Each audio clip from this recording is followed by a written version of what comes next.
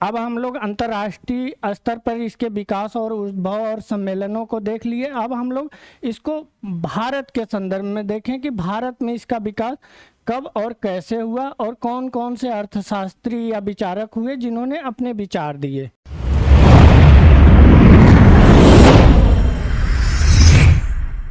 नमस्कार दोस्तों, आप लोगों का नोटबुक आईएएस में स्वागत है।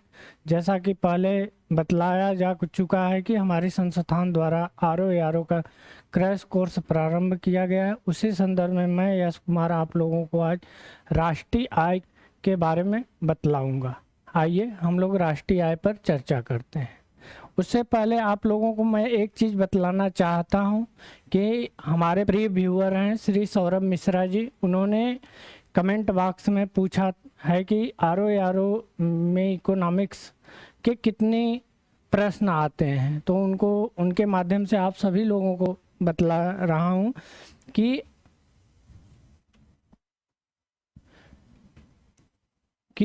आरओ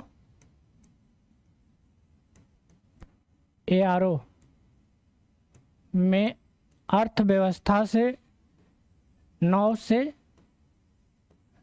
से 10 क्वेश्चन होते हैं और यह क्वेश्चन बहुत ही महत्वपूर्ण होते हैं और इस क्वेश्चन को और आप बहुत ही आसानी से हमारी कक्षाओं को फॉलो करते हुए आप इसको सॉल्व कर सकते हैं। कोई भी आपको इसमें दुविधा नहीं होगी और कोई भी कठिनाई भी नहीं होगी और आप हमारी कक्षाओं को फॉलो कीजिए और इत्मीनान से आप तैयारी कीजिए। और फरवरी में इसका एग्ज़ाम है और बेहिचक आप इस परीक्षा को क्वालिफाई करेंगे और आगे आपका मेंस आएगा। मेंस के बाद फाइनल सिलेक्शन है, इसमें इंटरव्यू नहीं होता है। आइए हम लोग नेशनल इनकम के बारे में देखते हैं। राष्ट्रीय आय या इंग्लिश में इसे नेशनल इनकम भी कहा जाता है। राष्ट्रीय आय होता क्या है, इसकी परिभाषा सबसे पहले हम लोग देख लेते हैं। एक वित्तीय वर्ष के दौरान उत्पादित अंतिम वस्तुओं या पूर्ण निर्मित वस्तुओं तथा सेवाओं के मूल्य को राष्ट्रीय आय कहा जाता है या कहलाता है। अब यहाँ पर हम लोग कुछ कीवर्ड को देख लेते हैं। एक वित्तीय वर्ष होता क्या है,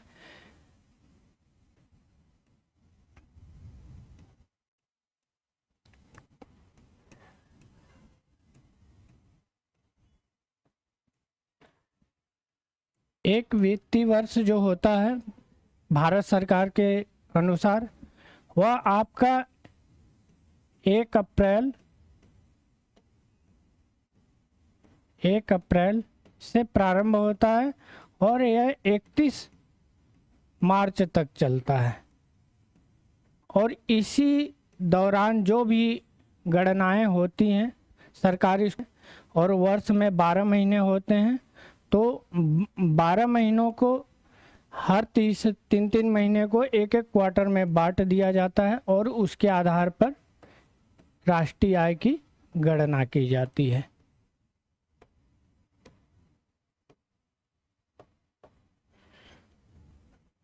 आइए हम लोग आगे देखते हैं।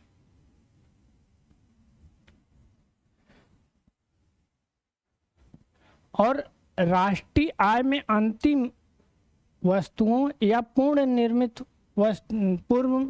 निर्मित वस्तुओं से क्या तात्पर्य है उसके बारे में देखते हैं। सबसे पहले हम लोग एक उदाहरण लेते हैं खाद्यान्न उत्पाद में हम लोग यहाँ लेते हैं ब्रेड को। ब्रेड किस प्रकार बनता है और वह अंतिम उत्पाद के रूप में कैसे जाना जाता है।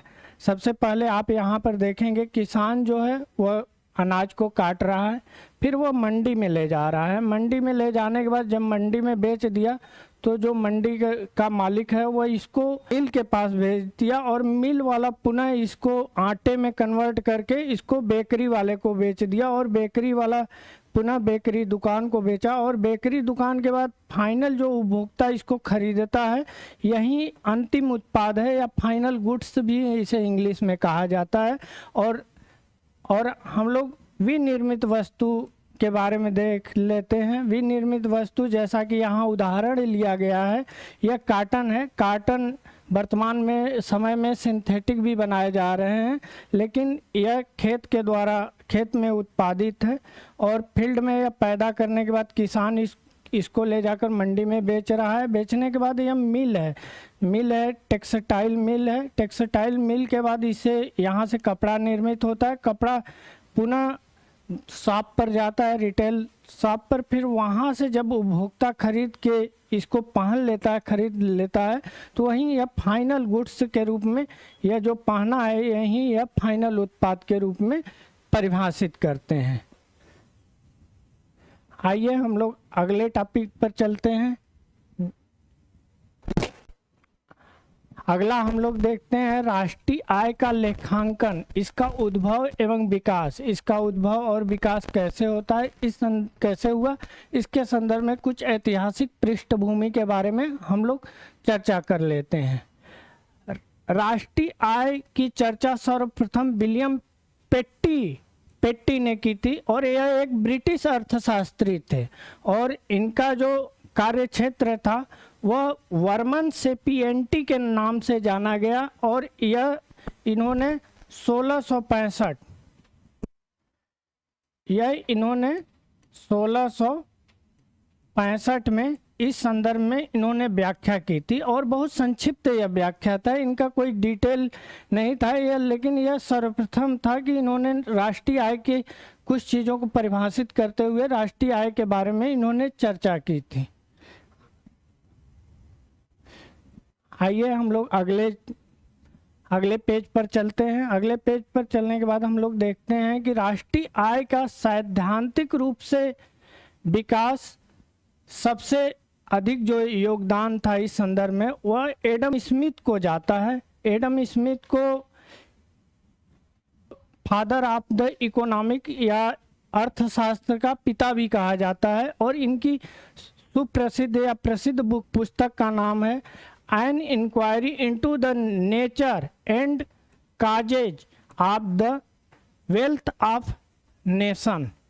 आप मैक्सिमम एग्जामों में देखेंगे या शॉर्ट फॉर्म में द वेल्थ ऑफ नेशन ही लिखा जाता है और यह 1776 में यह पुस्तक प्रकाशित हुई थी और यह पुस्तक अर्थव्यवस्था की आधार बनी थी और इसमें इन्होंने सबसे पहले जो परिभाषित किया था वह शुद्ध निधि के रूप में राष्ट्रीय आय को परिभाषित किया था और इस शुद्ध निधि के अंतर्गत इन्होंने राष्ट्रीय उत्पाद से प्राप्त लगान, लाभ तथा ब्याज को इसके अंतर्गत सम्मिलित किया था। और वर्तमान समय में आप जानते हैं सेवा क्षेत्र एक बहुत महत्वपूर्ण क्षेत्र है और उसको भी शामिल किया जाता है, लेकिन उस समय सेवा क्षेत्र का उतना महत्वपूर्ण योगदान नहीं था, इसलिए इन्होंने इसमें सेवा क्षेत्र को नहीं इंक्लूड किया था, नहीं सम्मिलित किया था।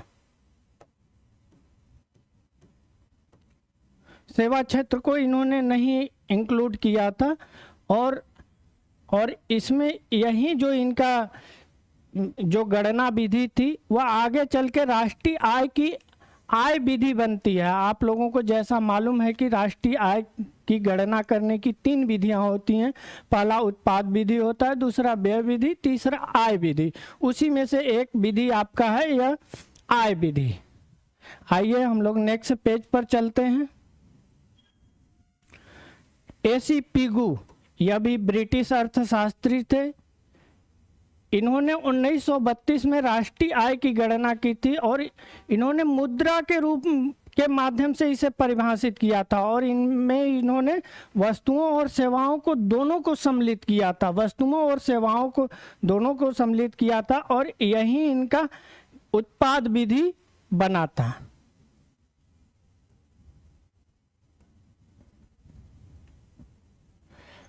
आइए हम लोग आगे चलते हैं। आगे चलते हुए हम लोग देखते हैं जेएम किंग्स जो थे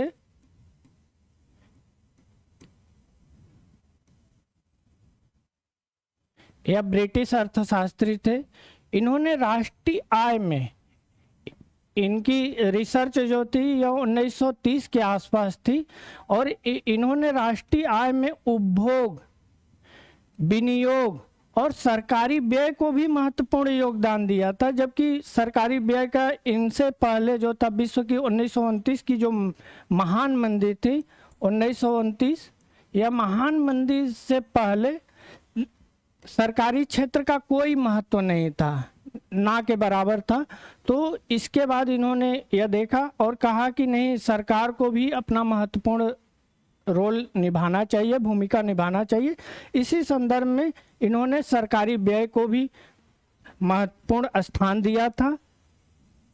और मैं यहीं पर आप लोगों को यह बतलाते हुए चलता हूं कि द्विक्षेत्रीय, त्रिक्षेत्रीय एवं चार क्षेत्रीय अर्थव्यवस्था क्या होती है, उसे कैसे परिभाषित किया जाता है। द्विक्षेत्रीय जो अर्थव्यवस्था होती है उसको हम अगर डायग्राम से समझें तो यह राष्ट्रीय आय है, इसे वाई से डिनोट करते हैं, और कंजप्शन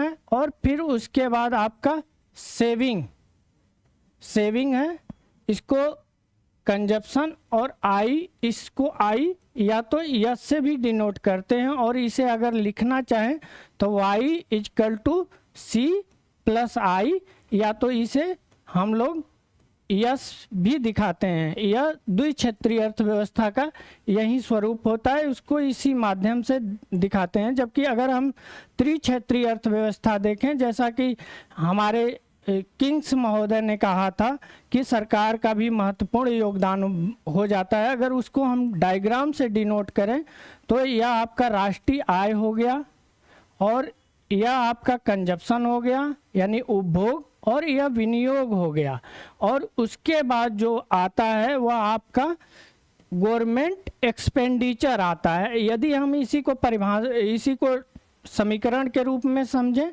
तो यह आपका हो जाएगा y equal to C plus I plus G. G यहाँ गवर्नमेंट एक्सपेंडिचर है।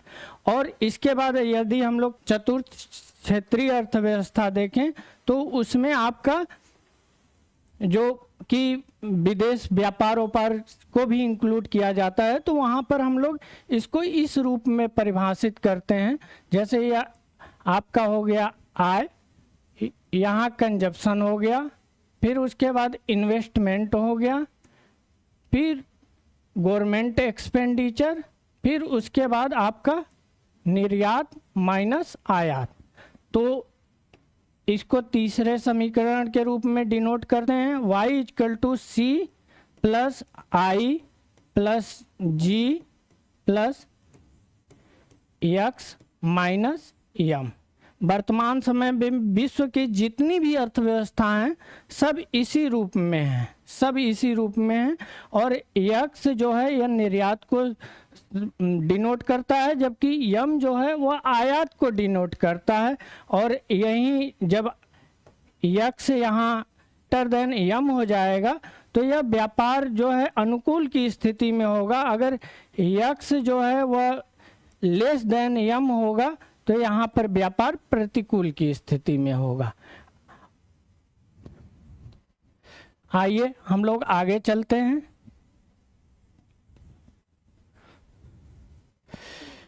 और एक चीज मैं आप लोगों को बतलाना चाहता हूँ, यही जो इनका गणना की विधि थी, यही इनकी व्यय विधि का आधार बना था। और तीन हैं जो पहले ही मैं बतला चुका हूँ।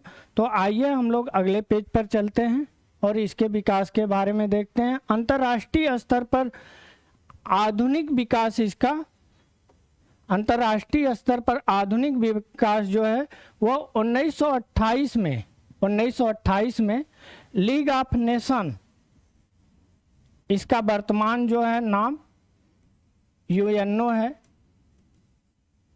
यह 1945 में आई थी, स्थापना हुआ था। जबकि लीग ऑफ नेशन पहले से ही प्रथम विश्व युद्ध के समय से ही यह लीग ऑफ नेशन के रूप में एक बैठक सम्मेलन होता था, वहीं चलता आ रहा था। फिर 1928 में यह जो है यह सम्मेलन बुलाया जाता है राष्ट्रीय आय के संदर्भ में। और यह प्रथम अंतर्राष्ट्रीय स्तर पर यह प्रथम प्रयास था, यह प्रथम प्रयास था। उसके बाद 1929 में विश्व की मंदी आती है। विश्व की मंदी आती है। उसके बाद 1939 में 26 देशों के राष्ट्रीय आय संबंधित आंकड़े को इकट्ठे किए गए अंतर्राष्ट्रीय स्तर पर और एक विशेषज्ञ समिति का गठन किया गया था। यह विशेषज्ञ समिति जो थी यह सिस्टम ऑफ नेशन अकाउंट के संबंध में थी और इसने अपना रिपोर्ट 1947 में दिया था। इसने अपना रिपोर्ट 1947 में दिया था और 1984 में इकोनॉमिक्स का नोबेल पुरस्कार किसको दिया गया? रिचर्ड स्टोन को। आप लोगों को यहीं पर मैं बतलाते चलता हूं कि अर्थशास्त्र के क्षेत्र में नोबेल पुरस्कार का प्रारंभ 1969 से प्रारंभ किया गया। आप लोग कमेंट बॉक्स में हमें बतलाइए कि इस वर्ष का नोबेल पुरस्कार किसे दिया गया है और वह किस देश की निवासी हैं और उनका कार्यक्षेत्र क्या है। आइए हम लोग अगले पेज पर चलते हैं। अब हम लोग अंतर्राष्ट्रीय स्तर पर इसके विकास और उद्भव और सम्मेलनों को देख लिए। अब हम लोग इसको भारत के संदर्भ में देखें कि भारत में इसका विकास कब और कैसे हुआ और कौन कौन से अर्थशास्त्री या विचारक हुए जिन्होंने अपने विचार दिए।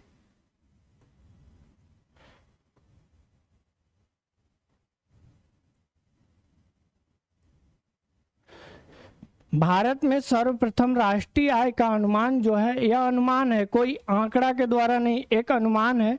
यह 1867-68 के आधार पर 1876 में महान स्वतंत्रता सेनानी थे दादा भाई नौरोजी। यह एक गणित के प्रोफेसर थे।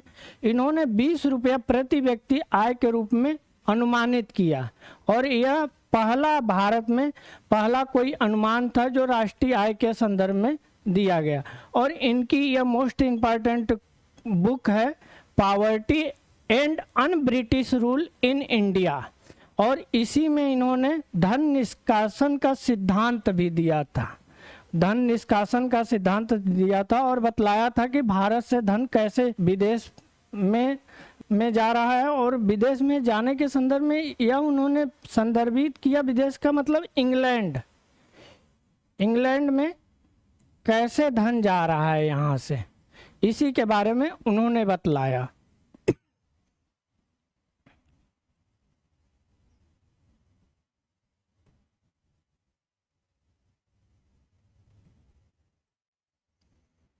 आइए हम लोग देख लेते हैं स्वतंत्रता पूर्व राष्ट्रीय आय का वैज्ञानिक अनुमान है, यानी कि यहाँ पर आंकड़ों का कुछ इकट्ठा किया गया था। उसके बाद यह आंकड़ा राष्ट्रीय, इसमें जो थे वह GKRV राव का महत्वपूर्ण योगदान था। यह 1931-32 के आंकड़ों के आधार पर राष्ट्रीय आय का गणना किए थे और यह राष्ट्रीय आय जो थी वह 16,890 मिलियन रुपया थी और प्रति व्यक्ति वह आय था वह 62 रुपया था, जबकि दादा भाई नौरोजी जो थे वह 20 रुपया प्रति व्यक्ति आय को संदर्भित किए थे। यह भी कभी कभी परीक्षाओं में छोटे एग्जामों में पूछ देता है, तो इसको भी आप लोग याद रखिएगा। आइए हम लोग देख लेते हैं भारत में राष्ट्रीय आय का जो गणना किया जाता है वह CSO के द्वारा किया जाता है और CSO सेंट्रल स्टैटिस्टिकल ऑर्गेनाइजेशन इसका फुल फॉर्म है। इसकी स्थापना जो हुई थी वह 2 मई 1951 को किया गया था और इसका नाम आगे बदलकर सेंट्रल स्टैटिस्टिकल ऑफिस कर दिया गया। अब हम लोग देख लेते हैं 2001 में सी रंगराजन RBI के पूर्व गवर्नर थे। इनकी अध्यक्षता में NSC नेशनल सांख्यिकी आयोग का गठन किया गया और इन्होंने अपना रिकमेंडेशन संस्तुति 2005 1 जून को दिया था और इसकी प्रस्ताव को भारत सरकार द्वारा स्वीकार कर लिया गया और उन्होंने NSSO और CSO के बारे में कई सारी चीज़ें बतलाई थी, उस पर सरकार ने अमल करने के लिए उनकी संस्तुतियों को मान लिए थे और यह राष्ट्रीय आय के गणना करने में महत्वपूर्ण संस्तुति थी कि क्या क्या दिक्कत आ रही है और किसको इसको देखना चाहिए। अब हम लोग जिक्र कर लेते हैं NSSO। NSSO national sample survey office या ऑर्गेनाइजेशन 1971 में किया गया, आगे हम जिक्र करेंगे। प्रोफेसर PC महलनोबिस समिति की संस्तुति के आधार पर इसकी स्थापना 1950 में की गई थी और इसका प्रारंभिक जो नाम था वह NSS था और इसका फुल फॉर्म होता है नेशनल सैंपल सर्वे, राष्ट्रीय प्रतिदर्श सर्वेक्षण। और इसका पुनर्गठन किया गया था 1970 में और 71 में इसको एक स्वायत्त संस्था के रूप में इसका नाम NSSO कर दिया गया, नेशनल सैंपल सर्वे ऑर्गेनाइजेशन।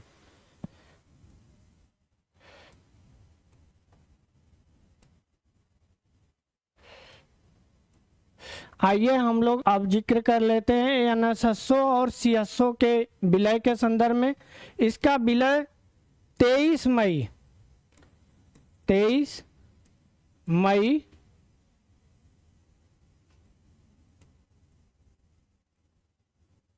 मई 2019 को किया गया था और NSSO और CSO को मिलाकर वर्तमान समय में नेशनल सांख्यिकी ऑफिस कर दिया गया और यही भारत में राष्ट्रीय आय की गणना वर्तमान समय में करती है। अब हम लोग अगले कक्षा में राष्ट्रीय आय की गणना के क्या क्या टर्मोलॉजी हैं उसके बारे में जिक्र करेंगे और यह देखेंगे कि कैसे वर्तमान समय में राष्ट्रीय आय की गणना की जाती है।